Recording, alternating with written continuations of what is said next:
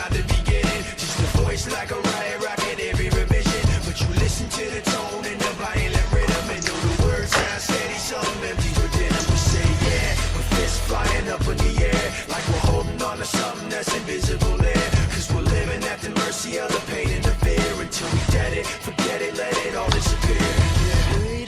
Good afternoon, Baltimore. This is James MacArthur coming to you once again. It's just a moment before noon on this wonderful Wednesday. And this is another episode of The Spectator Speaks, a pretty much off-the-cuff, informal chat done in the format of a radio broadcast. This one will be a bit more brief than some of the last ones were. Of course, this whole thing is an experiment, so we're fine-tuning and perfecting the format. But we do thank you sincerely for coming along. Thank you for listening in, for the retweets, for sharing this with your friends, and watching, having us be able to see the listenership gradually increase. So this is pretty exciting that there is this new tool here where we can just jump in and get a quick message out. In my latest piece on the BaltimoreSpectator.com, I took Justin Fenton to task. Now, I need to clarify a few things that may have not come out in the piece. It has a pretty harsh tone. If you read it at the BaltimoreSpectator.com, you will see that I basically pull no punches. I go after a number of people by name. This is nothing personal, folks. These people are all people actually that I know personally and like as people, but at times, on principle, I draw a line in the sand and I take a stand, and that stand is not next to you if I disagree with some of what you have to say. And that is the case with Justin Fenton, who I've known for a number of years now.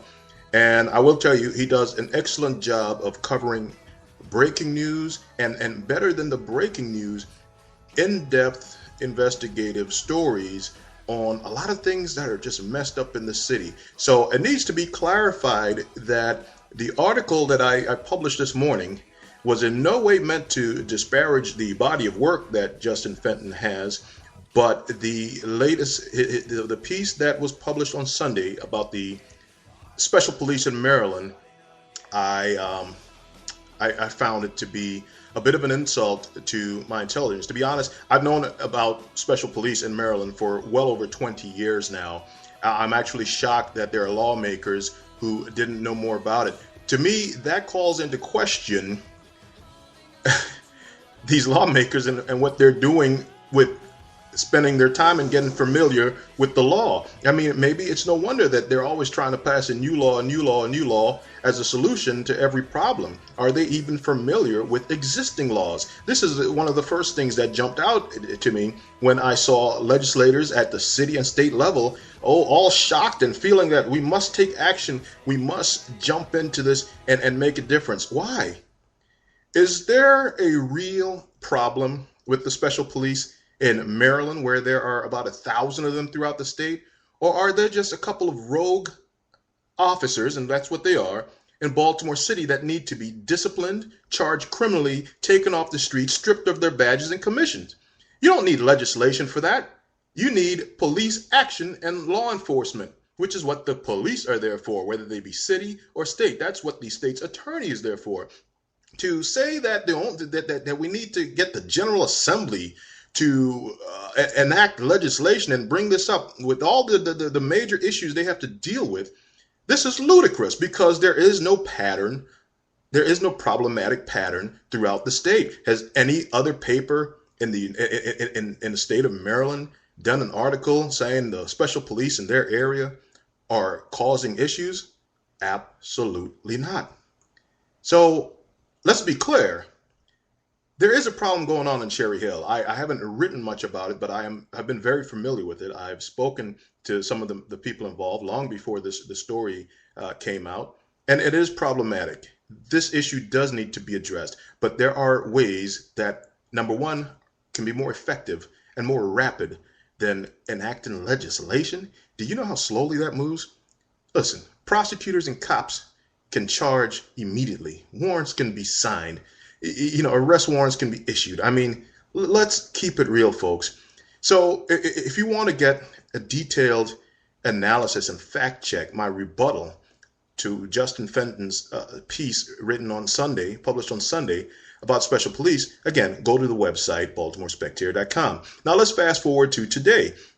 It was synchronistic. I wanted to publish my rebuttal almost immediately when the article came out. But different things came in the way, and I was not able to get it completed until this morning. And lo and behold, also today, what a cosmic coincidence. The Baltimore Sun editorial board has a piece on the same issue, essentially co-signing on Mr. Fenton's piece. Now, I have a big problem with this. You see, there is a hidden agenda going on here, and I'm not necessarily saying Fenton is part of it, but I have been perennially suspicious of this Baltimore Sun editorial board because of their stance on a lot of issues.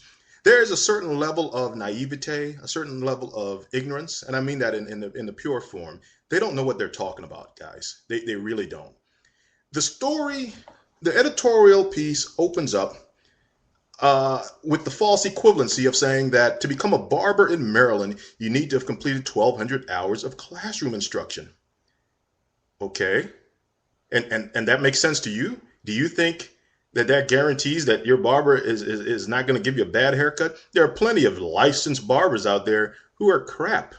You know what people do? Word gets around. There's now social media. There's Yelp. And there's just good old-fashioned word of mouth. People don't patronize them. They avoid the business. Industry like that regulates itself. The fact that you need to have 1,200 hours in the state of Maryland to be a barber is absolutely ludicrous. And that in itself is a piece of bad legislation that does very little to protect anyone. I guarantee you that there are plenty of skilled barbers who were just as skilled at 100 hours of training as they are at 1,200 hours. Remember, this is a barber, according to the article, according to the editorial, not a stylist working with chemicals and they're cutting clippers and scissors. Give me a break. That's nonsense, and we all know it. But what the article fails to point out in the sneakily deceptive, persuasive manner that these folks are using is that in Maryland, sworn, real deal official police officers don't even need 1,200 hours of training. So to compare, to start your piece on special police saying barbers need 1,200 hours of classroom instruction, but then to conveniently ignore that even for true police, they only need about half of that. It's you're derelict of your duty, Baltimore Sun. You're misleading folks. You make it seem like, there's all this training to be a barber, but, the police don't even train that much. So let's keep that clear. We have a big problem with police accountability in this city, and we're talking about the official police. I don't see anyone clamoring for new legislation there. I don't see anyone asking for increased oversight there. Well, there are people like me and activists on the streets, but I don't see the legislators talking about it. Anthony Anderson was killed in custody in East Baltimore, deemed a homicide by the state medical examiner. And I don't see anyone at the city level or the state level saying something is wrong here. We need to fix this. It's been over 30 days. No one has been charged. We know the officers, they bore false witness in their report. They said Anthony Anderson died of ingesting drugs and choking on them when the medical examiner showed that he died of blunt force trauma on various parts of his body. That's a big difference. Blunt force trauma and the broken ribs is very different than choking on something you put down your throat. This is a serious issue, folks. There's a man that's dead today that didn't need to die. And we cannot ignore this to talk about a couple of issues, though important, dealing with some rogue special police officers who can be swiftly dealt with current law, when we have the official police department causing homicidal deaths with people in their custody, and nothing is being done about it. There hasn't been any new press conferences. The mayor barely acknowledged it. Not one city council member has really said anything. This, to me, is unacceptable. 100% totally unacceptable. Moving right along here. Let's see what else I wanted to bring up. You know, I don't know if it's intentional or if these guys don't know any better. I have a lot more to say on this. There are plenty of other loopholes in the law and other groups that have special protections and privileges without much training requirement. And the Justin Fenton or the editorial board fails to point this out. Now, I want to say something. A lot of people say, James or MacArthur or Dr. J, you do a lot of talking, you do a lot of ranting, you do a lot of whining, but what are you doing to really deal with these issues? How are you going to solve these things? And I want to explain something. You see, it takes different approaches and different ways to bring about results. Let me give you a simple analogy. We all wear clothes. We're not Aborigines. We wear clothes. Follow me. Stick with me. Almost done here. When your clothes gets dirty, you put it in a washing machine to get clean. You add soap to the washing machine. There is something in the middle of many washers called an agitator. That's me. Some of them don't have it in the middle. The whole drum spins, but it still shakes things up. Again, that's me. If you just took the soap and poured it into a drum and nothing moved, your clothes would not be clean. If you threw the clothes into the drum and no soap and just shook things up, your clothes would still not be clean. You see, folks, it takes all kinds. My purpose here as agitator in chief is to stir things up, to get you thinking about things you may have not thought about. How many of you regularly learn of different issues, different things that are messed up in the city for the first time from people just like me? I'm not the only one. There are others. You see, that's our job. That's our role here. We can't all do everything. The pathologist does not perform the surgery, but he tells you what he's found and what needs to be done. And then somebody else with a different skill set goes a step further and they remove that cancerous growth. So this is just something to bear in mind, that I am here. This is a crucial function, to agitate. It is just as crucial as the soap that you pour in the water. One really cannot work without the other. So if we want to see improvement in the city, if we want to see things get better, we have to all know our roles, and we have to be willing to put forth 100% effort into performing our roles so that we truly can have a better Baltimore. Well, folks, there is going to be a part 2 to my rebuttal of the article. Justin's article was so long. In order to rebut it, in order to fact check it, my article had to be long, and I'm not gonna do that to you. Write one long article even longer than his. You don't deserve that. So there will be a part 2. Hopefully published tomorrow. Likewise, there will be a part 2 of this broadcast on the same topic. Now, I just, I was going to say something, but I'll refrain for now. But again, you just have to question your sources, even if they're mainstream. Question the perspective. Question the knowledge that people writing on particular subjects have on the subjects. There is no need for new legislation on this. This program has been around forever. There has not been a rash of problems. All these people at Hopkins are not causing problems.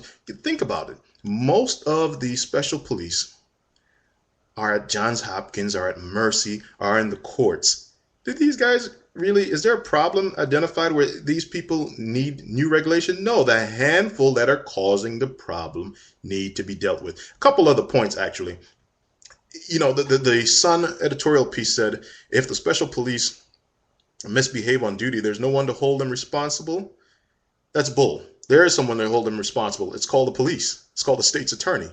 So don't Baltimore Sun, don't put misleading information like this in your stories. It's just wrong. And to say special police don't have the same level of training that regular police possess, nor the mastery of the law, you're assuming that regular police have a mastery of the law?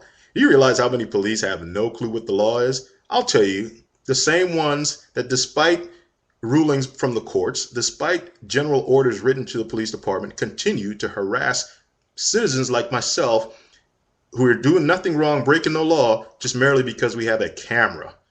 Why don't you write some more about that, Justin Fenton? Why don't you write some more about that, Baltimore Sun, about the harassment that police officers ignorant of the law in the Baltimore Police Department continue to subject citizens like myself to in this fine city of ours called Baltimore. The editorial closes saying, given the real possibility of people who have no connection to law enforcement using fake badges and uniforms to impersonate officers, the situation is ripe for abuse. That has nothing to do with special police. People are going to impersonate officers whether special police exist or not. They will do what they're going to do. They're criminals. They're lawbreakers. Writing a law isn't going to prevent the lawbreakers. So again, Baltimore Sun editorial board, really, try again. That doesn't make sense. Lastly, there's State Senator Brian Frosh, chairs the Judicial Proceedings Committee. He said it's crazy to let untrained private individuals who are ignorant of the law run around detaining and arresting citizens. Justin Fenton's article says most of these special police rarely make arrests. So, State Senator Brian Frosh, with all due respect, these guys aren't running around detaining and arresting citizens. There are a few, a very small few that are. But to make a statement as if there is just this wild West cowboy atmosphere out there is simply not true. And I am disappointed that the Sun is creating a panic, a false panic. They're manufacturing a scare where there is no reason to fear. Nothing is about to happen. Nothing has happened. This has been around for years. There has not been a problem. It makes a very interesting article. Many people were moved and compelled by it. But in reality, there's no smoke here, folks. There's no fire. I thank you for listening to me today. You can catch me at the BaltimoreSpectator.com. You can follow me at Balto, B-A-L-T-O, Spectator. That's at Twitter, of course, Balto Spectator. You can always call me with your news, tips, comments, questions, criticisms at 410-205-6397. That's 410-205-NEWS, N-E-W-S. And tomorrow we have a special show at the Blog Talk Radio Network, my weekly Thursday night show. That's at 7 p.m. We're going to talk about, well, definitely Lance Armstrong and the doping scandal, but the bigger topic is sports and entertainment in society. Have we lost our balance? Have sports and entertainment, Hollywood, showbiz, has this taken up way too much of a priority in the grand scheme of things in our life, in our society, in our culture? So check out the show tomorrow at 7 o'clock on Blog Talk Radio. The link will be put out on my Twitter, on the Facebook, which is facebook.com/Baltimore Spectator. And of course, it'll also be on the BaltimoreSpectator.com. Well, until next time, folks, this is James MacArthur saying, be well, be blessed, and be more. Bad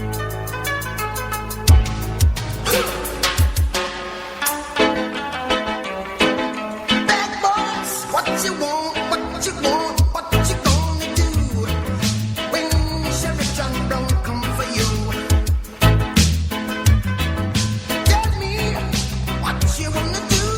You gonna do? Yeah. Bad boys, what you gonna do?